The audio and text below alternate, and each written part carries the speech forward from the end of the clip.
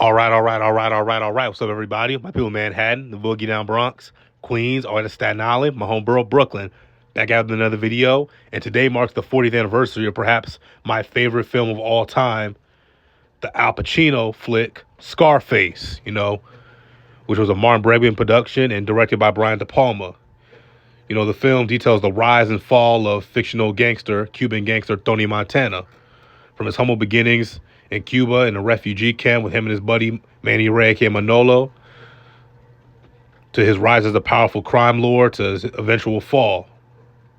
This movie's had a significant impact on pop culture and particularly the hip hop genre, but I'll probably detail that later. Upon its initial release, Scarface wasn't received well because it had a lot of drug usage and a few nudity scenes, and of course heavy use of the word fuck, which hadn't been used heavy in film up until that point. I believe at the time it set the record for most times using the word fuck in a film. I believe 226 times or something crazy like that. Something ridiculous like that. I don't know. It's since been passed up, but I think it had the record for most times using the word fuck in a movie. But it wasn't received well initially, and I do believe that hip hop played a role in helping this movie, kind of last forever in pop culture. Because Scarface came out in 1983, which was the beginning of the rise of mainstream hip hop. Hip hop didn't really get mainstream until like the late 80s, with Run DMC and LL and all those guys. And of course, after that, you get gangster rap. Okay, you had a lot of gangster rappers referencing the film Scarface, such as the rapper Brad Jordan, who went by the name of Scarface. And then in the 90s, you had what's called the mafioso rap genre, led by people like Raekwon and Ghostface Killah and Nas, and they would reference Scarface, whether sampling the score of the film, quoting lines from the film, like "never get high on your own supply" and stuff like that. Even sampling dialogue from the film on the intro to songs. That's what people like Scarface and Raekwon did. So I do think hip hop played a big part in why this movie remains so popular even to this day. And of course, you got to give credit to, the great performance of Al Pacino, who, he's a legendary actor. So of course he gave a great performance, one of his finest performances in his illustrious career. And of course, a lot of the iconic scenes and the iconic lines in this movie. Scarface has some of the most quotable and memorable lines in the history of cinema. Particularly one in particular, but we're going to get to that in a minute. But I'm not going to go through this entire movie. I'm just going to go through some of my favorite scenes and my favorite lines in this film. See Tony Montana here with Frank Lopez in the club, and Frank's breaking down the rules of the drug game. Lesson number 1, never underestimate the other guy's greed. Lesson number 2, never get high on your own supply, which of course we all know Tony did not follow at all. That was stated by this woman here, Elvira Hancock, played by Michelle Pfeiffer, who was Frank Lopez's wife, girlfriend, whatever the fuck. But Tony was smitten by her on sight. He had a thing for her. He lusted after her. He wanted her badly. And of course, she didn't give a shit because she's just a $2 cokehead hoe. But one of the first, memorable lines from this film was in this scene right here when Tony and Manny were driving back from the club, and Tony said, "Me, I want what's coming through me." Manolo asked, "What?" "The world, Chico, and everything in it." The world is yours, which Nas would later reference. Another very, very famous line from this film, it was in this scene right here. Tony and Manny were chilling. Manolo started flirting with the girl. The girl slapped him. Manolo called her a bitch and a lesbian. And Tony broke it down to him. He said, first you get the money, then you get the power. And then when you get the power, then you get the woman. Okay, for all you brothers out there that heard that, a lot of you brothers try to chase women without any money or with little money and no power and wonder why the bitch don't respect you. First you get the money, then you get the power. Then when you get the power, motherfuckers will respect you, as Lil' Kim once put it. Then you get the woman, okay? Now, brother, you take that to heart. Don't go chase after no woman till you got money and power, all right?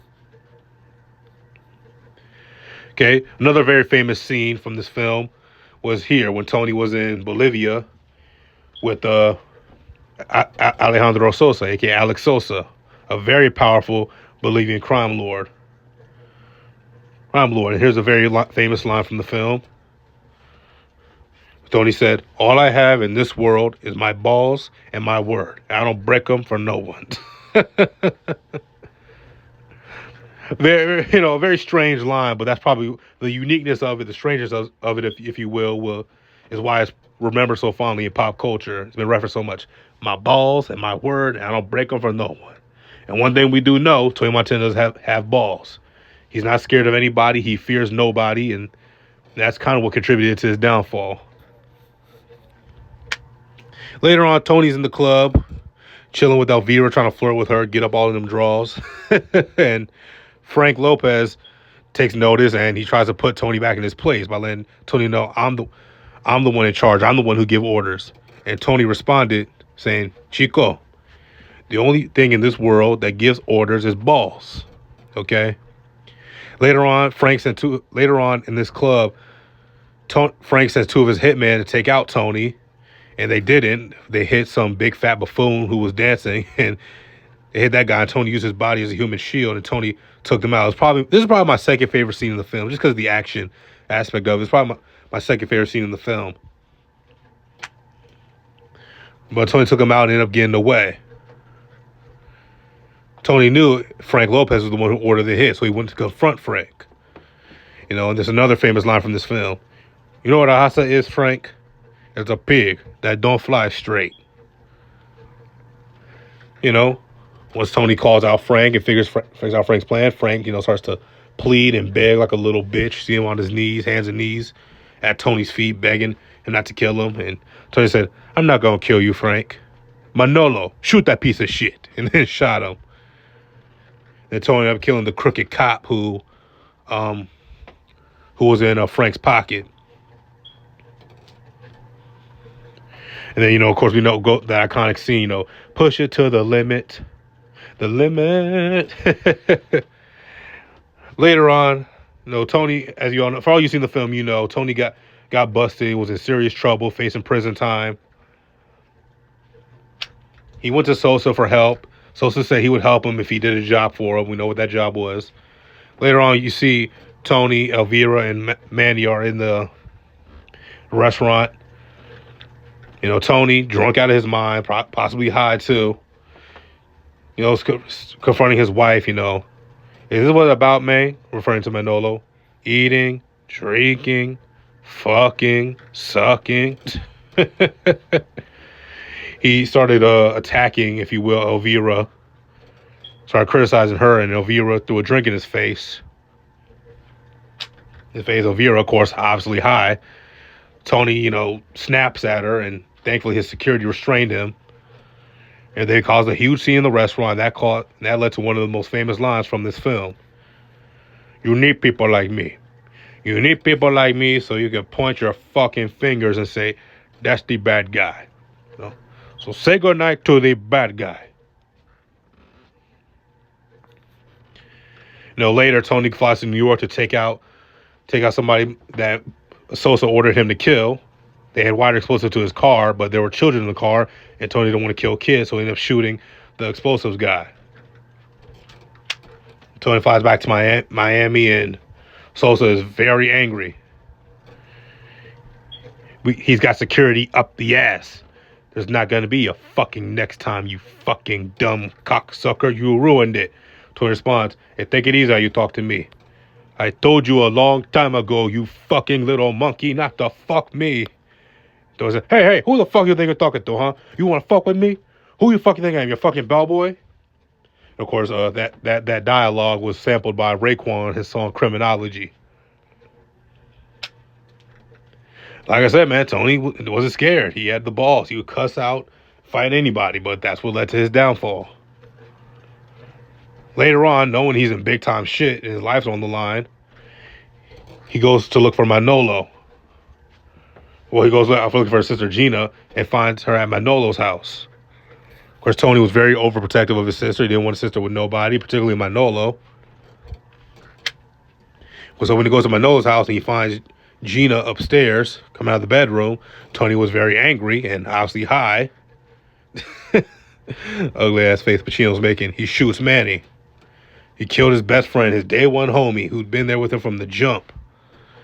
Just killed him. Couldn't be me, bro. Couldn't do it. No, Gino's crying, obviously, holding Manola in her arms, saying, "We were gonna tell you we were getting married, or we got married, or some shit. I don't know." She said something along those lines. But Tony, obviously made a big mistake. You could tell he regrets it later on, knowing his end is coming. Of course, some of Sosa's assassins take out some of Tony's security, creating a whole army of assassins. One that gets up to the window that's behind Tony. You can't see it right now. Gina comes in, high out of her mind, tries to kill Tony, shoots him in one spot, and then the assassin that came to take out Tony ended up killing Gina, and Tony pushed him out the window, and he fell into the pool. Gina's dead. Sosa's assassins are coming. Tony said, "Fuck it, I'm going down, taking some of you motherfuckers with me." Say, "You want to fuck with me? Okay. You want to play rough? Okay. Say hello to my little friend." Blasted down the door. Probably the most famous line, or not even arguably, it's easily the most famous line from this movie. Say hello to my little friend. Say goodnight to the bad guy, my balls and my word. You know what a hasa is, Frank? All the famous quotable lines. Chichi get the yo-yo. Money, power, women. None of them are as famous as this line right here. Say hello to my little friend. Tony with the M16 starts taking out some of Sosa's assassins. Does a good job taking them out too. Who you think you're fucking with, man? I Tony Montana. You fuck with me, you fucking with the best. You think you can take me? A fucking army couldn't take me. They start shooting Tony. The gun comes out of his hand. He's just standing there taking bullets. High out of his mind. You see Sosa's assassin, the skull, right behind him. It comes and shoots him in the back. And Tony falls to his death into the pool. And above it says, "The world is yours." And that's the end of the flick. Okay? Now, the hip-hop aspects I want to talk about. Scarface's influence in hip-hop. The release of Scarface coincided with the rise of hip-hop, and the film has had lasting influence on hip-hop music artists. American rapper Nas compared himself to Tony Montana, compared rapper Jay-Z to Manolo. Both characters from Scarface on Nas' track Last Real Nigga Alive from his Godson album. Yep, the last song of the Nas Jay-Z beef. During the time of the high-profile feud between the two, rapper AZ, Nas' close associate, has referred to himself as Sosa over the years. Rapper Chief Keef uses the nickname Sosa after Alejandro Sosa. South Korean rapper and member of group BTS, August D, also compared himself to Tony Montana and made multiple references to the movie and his track Tony Montana from his debut album, August D. In 2011, rapper Future released the gold-certified Tony Montana, the beginning of the music video for the song Two of America's Most Wanted by rapper Tupac, featuring Snoop Dogg's reference to a scene from the movie. Rapper Tony Ayo's stage name is derived from the movie, referencing Tony Montana's first name, and in a moment in the movie where he tells Chichi to get the yayo, which of course is cocaine for all you don't know. In 2023, Drake sampled a monologue by Pacino in the film, including on the song Daylight. Again, man, that's just nothing. That's the beginning. That's just the beginning. Not to mention the rapper Scarface, Raekwon sampling the dialogue from the film on his song Criminology. Scarface had a song, where at the beginning he sampled "My balls are my word. I don't break them for nobody." Like that's nothing. As a matter of fact, there was a video made about the influence of Scarface and its impact on the hip hop genre, where some rappers like Nas and Snoop Dogg and Eve and Raekwon and Noriega, they all just sat down and just talked about the impact on the movie. And Al Pacino even referenced that he saw that film and he was impressed by what the rapper said, and that they understood the movie very well. For all you've never seen that video, I'm going to leave a link to it in the description down below. But like I said, happy 40th anniversary of the Scarface. Again, my favorite movie of all time. I have a list of favorite movies of all time, but this is probably number one. But tell me, what do you guys think in the comments section down below? Is this your favorite movie all time? Is it top 5, top 10? Let me know what you think. Lincoln, did I miss a Scarface reference in hip hop that I didn't mention? I know I missed some because I can't mention them all. So you mentioned them for me. Click the like button, subscribe. I'm gonna see y'all.